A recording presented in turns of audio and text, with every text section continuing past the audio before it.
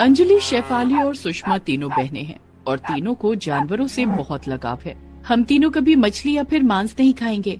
वो जानवर हैं, उन्हें भी दर्द होता है। तीनों सिर्फ वेजिटेरियन खाना खाते हैं। उनकी माँ तुलसी ने उन्हें अंडा खिलाने की कितनी कोशिशें की।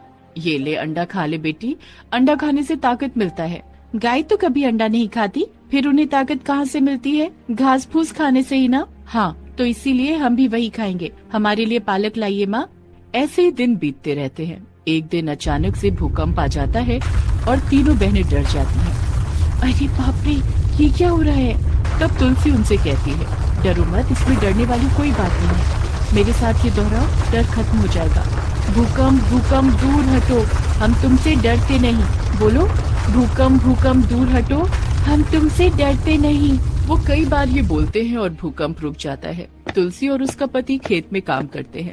दोनों खेत के कामों से दिन भर बाहर रहते हैं और तीनों बेटियां घर में रहती हैं। अंजलि, शेफाली और सुषमा दिन भर कभी कुत्ते के साथ, कभी बिल्ली के साथ, तो कभी पेड़ पर बैठे हुए बंदर के साथ खेलती हैं। जानवरों से उन्हें डर नहीं लगता है, उन्हें सिर्फ भूकंप से डर लगता है। जब भी भूकंप आता है तभी तुलसी कहती है, भूकंप भूकंप दूर हटो। ऐसे ही दिन बीतते रहते हैं। एक दिन तीनों खेल रहे होते हैं और तभी आसमान से एक बड़ी सी पंछी गुजर रही होती है। ये देखकर तीनों आश्चर्यचकित हो जाती हैं। वो देखो, कितनी बड़ी पंछी है, चलो हम उसका पीछा करते हैं। तीनों उस पंछी का पीछा करने लगते हैं और दौड़ते दौड़ते वो तीनों एक नदी के किनारे पहुंच जाते हैं। लेकिन उनका ध्यान तो कहीं और ही है। वो तीनों आसमान की ओर देख रहे हैं। इतने में शेफाली और सुषमा नदी में गिर जाते हैं। अंजलि किसी भी तरह अपने आप को संभाल लेती है। अंजलि, बचा हमें, बचा, हमें बचा ले अंजलि। लेकिन अंजलि को भी तैरना थोड़ी आता है। वो दोनों को बचाने के लिए पास में पड़ी हुई एक रस्सी फेंकती है, लेकिन वो दोनों रस्सी पकड़ नहीं पाते और नदी के स्रोत के साथ बहते चले जाते हैं। बचाओ हमें, बचाओ। बहते बहते दोनों बेहोश हो जाती हैं और नदी किनारे खड़ी होकर अंजलि रोती रहती है, मेरी बहन कहाँ चली गई मेरी बहन। अंजलि भागते हुए खेत में जाकर अपने माता पिता को सब कुछ बताती है। हे भगवान, ये क्या हो गया, मेरी बेटियाँ। पूरा गांव नदी में उतरकर दोनों को ढूंढने में लग जाता है, लेकिन ढूंढ नहीं पाते। उधर शेफाली और सुषमा बहते हुए दोनों नदियों के संगम स्थल में पहुंच जाती हैं और वहां से दोनों अलग अलग नदी में बहकर अलग अलग रास्ते चली जाती हैं। शेफाली शहर की ओर जाती है। वहाँ एक अमीर आदमी अपनी प्राइवेट बोट पर सवार होकर घूम रहा था। उसकी नजर शेफाली पर जाती है। अरे ये क्या, एक छोटी बच्ची बेहोश अवस्था में बहती हुई इस तरफ आ रही है, उसे बचाना होगा। वो आदमी शेफाली को अपनी बोट पर उठा लेता है और फिर उसे अस्पताल ले जाता है। अस्पताल में शेफाली को होश तो आता है, लेकिन वो पहले की सारी बातें भूल चुकी होती है। मैं कौन हूँ, कहाँ हूँ, मेरे माता पिता कौन है? डॉक्टर साहब उस अमीर आदमी से कहते हैं, देखिए सिंघानिया साहब, इसे लॉन्ग टर्म मेमोरी लॉस हुआ है, इसका इलाज संभव नहीं है। ठीक है डॉक्टर साहब, मैं इसे मेरे पास ही रखूंगा। मेरी कोई संतान नहीं है, मैं इसे ही पाल पोस कर बड़ा करूंगा। शेफाली की किस्मत अच्छी थी। वो एक अमीर आदमी की बेटी बनकर उनके घर चली गई। उस तरफ सुषमा बहती हुई दूर एक गांव में चली गई। वहाँ एक मछुआरा मछली पकड़ रहा था। उसने सुषमा को देख लिया और उसे लेकर घर चला गया। मेरी कोई बेटी नहीं है, आज से तू ही मेरी बेटी है। हाँ। सुषमा भी पहले की सारी बातें भूल चुकी थी, इसीलिए वो भी उस मछुआरे को अपना पिता मानने लगी।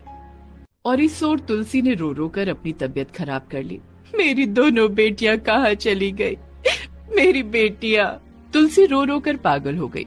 दुख में उसका पति भी मर गया। अब घर चलाने का भार अंजलि को ही लेना था। उसने घर संभालने का भार अपने ऊपर ले लिया। वो भी इतनी कम उम्र में।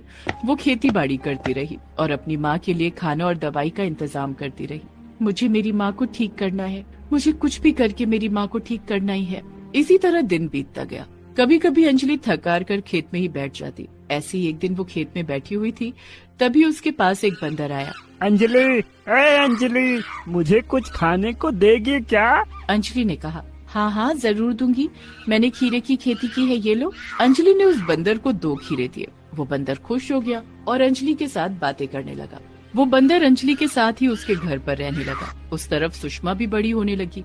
मछुआरा बुढ़ा होता गया। सुषमा ने गाय पालना शुरू कर दिया और वो उस गाय से बहुत प्यार करने लगी। तेरे पास आने से मुझे बहुत अच्छा लगता है मोती, हम दोनों हमेशा ऐसे ही रहेंगे। और शहर में अमीर के घर शेफाली बड़ी होने लगी। उसने एक कुत्ता पाल लिया, वो भी उस कुत्ते से बहुत प्यार करती रही। तीनों बहनों की एक ही चीज टिकी हुई थी, तीनों वेजिटेरियन थे और जानवरों से बहुत प्यार करते थे। ऐसे ही तीनों जवान हो गए। शेफाली के पालित पिता चल बसे और उस ओर मछुआरा भी चल बसा। शेफाली के पास तो बहुत पैसे थे, लेकिन सुषमा के पास फूटी कौड़ी तक नहीं थी। बिना पैसों के और कितना दिन चलेगा। चल मोती, हमें शहर जाना होगा, काम करना होगा। सुषमा मोती को लेकर शहर की ओर निकल पड़ी। रास्ते में सुषमा के पास खाने को कुछ नहीं था, वो बस मोती के भरोसे थी। मोती हर सुबह दूध देती थी और उसी से सुषमा का पेट भरता था। मोती, तू ही वजह है मेरे जिंदा रहने की, मैं तुझसे बहुत प्यार करती हूँ मोती। सुषमा मोती को लेकर शहर की ओर बढ़ने लगी और इधर गांव में तुलसी की तबीयत बिगड़ने लगी। डॉक्टर साहब ने कहा, देखो अंजलि, अगर इन्हें बचाना है तो इन्हें तुरंत शहर ले जाना होगा। वहाँ अच्छे अस्पताल में इनकी चिकित्सा करवानी होगी। ये सुनकर अंजलि ने देर नहीं की, वो भी तुलसी को लेकर शहर की ओर निकल पड़ी। उसके साथ वो बंदर भी निकल पड़ा। तू जहाँ मैं वहाँ अंजलि, मैं तेरे साथ ही शहर जाऊंगा। अंजलि शहर पहुंच गई और सुषमा भी शहर पहुंच गई। उधर शेफाली इतने दिनों में पैसों की गर्मी में बहुत अहंकारी हो गई थी। मिस्टर सिंघानिया के मरने के बाद उसने पुराने नौकरों को घर से निकाल दिया और नई नौकरानियों की तलाश करती रही। इसी तलाश में उसकी मुलाकात अंजलि और सुषमा से हुई, लेकिन तीनों एक दूसरे को पहचान नहीं पाए। देखो, मेरे यहाँ काम करोगी तो तनख्वाह अच्छी मिलेगी, लेकिन एक गलती हुई तो 100 डंडे पड़ेंगे। ये सुनकर भी अंजलि और सुषमा ने काम ले लिया। वो करते भी क्या। अंजलि अपनी माँ को लेकर फुटपाथ पर रहने लगी और सुषमा भी उस गाय को लेकर एक झोपड़ी में रहने लगी।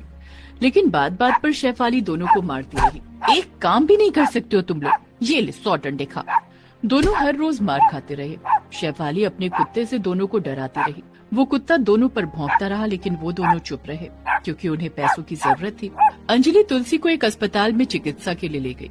कुदरत का खेल तो देखो, ये अस्पताल भी शेफाली का ही था। एक रात को तुलसी का सीना दर्द करने लगा तो अस्पताल वालों ने उसे एडमिट करवा लिया। आह, दर्द हो रहा है, दर्द। तुम चिंता मत करो माँ, मैं हूँ यहाँ, मैं हूँ। एक रात रहने के बाद तुलसी ठीक तो हो गई, लेकिन अस्पताल का बिल आया 1 लाख रुपए का। 1 लाख रुपए? इतने पैसे तो नहीं है मेरे पास। अंजलि बिल चुका नहीं पाई, इसीलिए शेफाली खुद आकर तुलसी को अस्पताल से निकालने लगी। शेफाली के साथ सुषमा भी आई हुई थी। निकल जाओ इस अस्पताल से, गंदे नाली के कीड़े कहीं के। लेकिन तभी वहाँ अचानक से जोरदार भूकंप आ गया। अंजलि, शेफाली और सुषमा डर गई। अरे भूकंप, बचाओ बचाओ, माँ माँ भूकंप आ गया, माँ भूकंप। तभी तुलसी ने अंजलि को शांत रहने के लिए कहा, भूकंप भूकंप दूर हटो। और ये सुनकर अंजलि, सुषमा और शेफाली एक साथ कह उठे, हम तुमसे डरते नहीं। और ये सुनकर सभी चौंक गए। 1 मिनट, तुम दोनों को इसके बारे में कैसे पता? और तभी भूकंप रुक गया। इस लाइन को सुनकर सुषमा और शेफाली को सब कुछ याद आ गया। बहन, मेरी बहन अंजलि, माँ। शेफाली ने अंजलि को गले लगाया और सुषमा ने तुलसी को। अंजलि, मुझे सब कुछ याद आ गया है अंजलि, मुझे भी। आखिरकार हम सब मिल ही गए। मुझे पक्का यकीन था कि एक न एक दिन हम जरूर मिलेंगे। उन चारों को खोया हुआ परिवार वापस मिल गया। शेफाली के पास बहुत सारे पैसे थे। वो सब लोग एक साथ रहने लगे। शेफाली ने पालतू जानवरों के लिए भी अलग अलग कमरा बना लिया और उसने अपने अस्पताल में तुलसी का ट्रीटमेंट करवाया और तुलसी पूरी तरीके से ठीक हो गई। और इसके बाद सभी खुशी खुशी जीने लगे।